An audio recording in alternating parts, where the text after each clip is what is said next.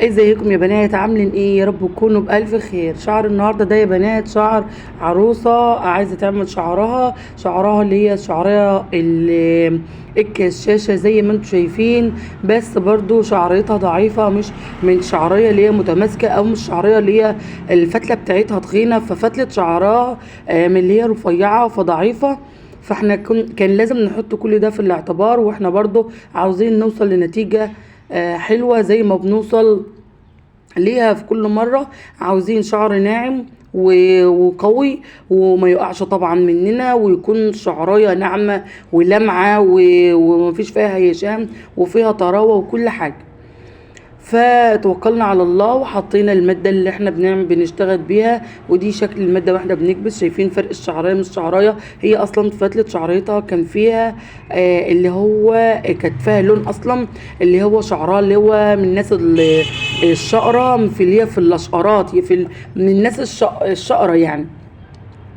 ده شعرها بعد ما اتعمل ما شاء الله، الله اكبر، اللهم بارك، تتهنى بيه يا رب، ربنا يسعدها ويهنيها كده ما شاء الله بشعرها. يعني بجد مش قادره اوصف لكم الملمس، يعني مهما كان الصوره بصور لكم على قد ما اقدر، الفيديو بحاول ان انا اوضح في الشغل، بس برضو والله الصوره ظلمه. الشعر فعلا ما شاء الله طري جدا جدا جدا وناعم، مفيش فيها هشان ولا تقصف، رغم ان اصلا الشعريه ضعيفه.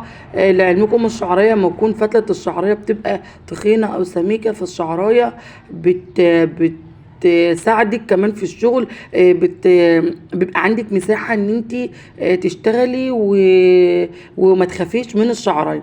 انما دي بصراحه ما كانتش عاطيالي مساحه خالص للشغل، كنت بتحرك في اطار معين، اللي هو كاب من ناحيه الكبس ومن ناحيه المواد اللي انا بحطها على الشعر، فكان من يمة كل حاجه. فكنا بنشتغل بحذر عشان برضو اوصل لنتيجه اللي انا عاوزاها، والحمد لله بتوفيق من ربنا وصلنا للنتيجه اللي احنا عاوزينها. والشعر طلع ما شاء الله على ما يرام، وكان جميل ما شاء الله، وكانت مبسوطه بيه وانا مبسوطه بيه. يعني انا بتبسط بالشعر، اي بنت بتجيلي والله بتبسط، والفرحه بتخش في قلبي قبل ما هم يفرحوا بشعرهم، ببقى انا فرحانه ومبسوطه بشعرهم وكده، ان هو كويس وحلو وجاب النتيجه اللي احنا عاوزينها. ده شكل الشعر بقى بعد ما حطينا. كان الفتره الاولى ما كنتش حطيت اللي هو الزيت، وده الوقت بعد ما حطينا الزيت بتاعه. ده انا بحط له زيت معالج، خلطة الزيت المعالج ما شاء الله جميلة جدا. برضو هوريها لكم يعني زي ما انتم شايفينها في الصورة كده، بس ما شاء الله جميلة وبتحسن الشعر وبتحسن الفروة وبتغذي الشعرية، ما بتأثرش على البروتين ولا بتأثر على ملمس الشعر. فانت ممكن الناس اللي بيستخدموها بيستخدموه الزيت مع السيرم، يعني ممكن تستخدم مرة سيرم مرة زيت عادي، يعني مش مشكلة، ما بيعملش حاجة، بس بدي لمعة للشعرية زي ما انتم شايفين ما شاء الله. تتهنى بيه يا رب.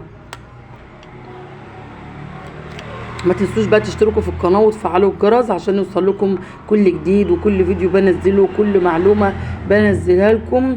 ما تنسوش تشتركوا برضو، تعملوا متابعة في قناتي على الفيسبوك برضو نفس الاسم، كوافير لمس الجمال.